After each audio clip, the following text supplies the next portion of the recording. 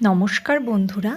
উচ্ছে অনেকেই খেতে ভয় পান তেঁতোর জন্য, কিন্তু এইভাবে উচ্ছে চচ্চড়ি করলে এক থালা ভাত নিমেষেই খাওয়া যাবে। তার জন্য এখানে উচ্ছে আলু আমি কেটে রেখেছি, আর কিছুটা সর্ষে আমি ভালোভাবে বেটে রেখে দিয়েছি, আর একটা চেরা কাঁচা লঙ্কা নিয়েছি। উচ্ছেটাকে আমি কেটে ধুয়ে একটু নুন মাখিয়ে রেখেছিলাম, তাতে উচ্ছেটা থেকে জলও বেরিয়ে যায়, তেঁতোটাও কম লাগে।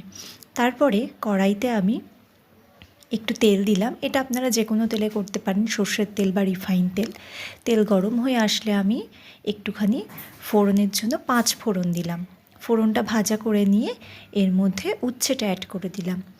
এবার উচ্ছেটাকে 70% মতো ভেজে নিয়ে ওর মধ্যে কেটে রাখা আলুটা দিয়ে দিলাম।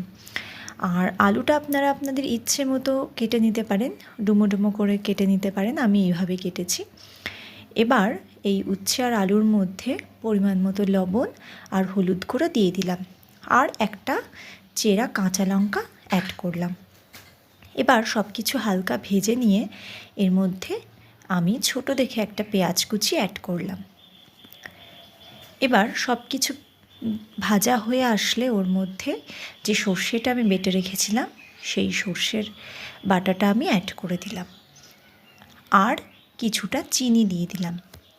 এবার সব কিছু ভালোভাবে কষিয়ে নিয়ে আমি পরিমাণ মতো জল দিলাম। জলটা খুব বেশি দেব না, এটা গামাখা গামাখা হবে। এবার সেদ্ধ হয়ে যাওয়ার জন্য আমি একটু ঢেকে রাখলাম। গ্যাসটাকে মাঝারি আঁচে করে আমি 8-10 মিনিটের জন্য ঢেকে রেখেছিলাম। ঢাকনা খুলে আমি দেখাচ্ছি, দেখুন আমার কিন্তু সবজি সেদ্ধ হয়ে গেছে। এবার আমি এটাকে নামিয়ে নিলাম। আমার এই উচ্ছের রেসিপি আপনাদের কেমন লাগলো আমাকে কমেন্ট করে অবশ্যই জানাবেন। সবাই সুস্থ থাকবেন, ভালো থাকবেন। খুব তাড়াতাড়ি দেখা হবে নতুন একটি ভিডিওতে।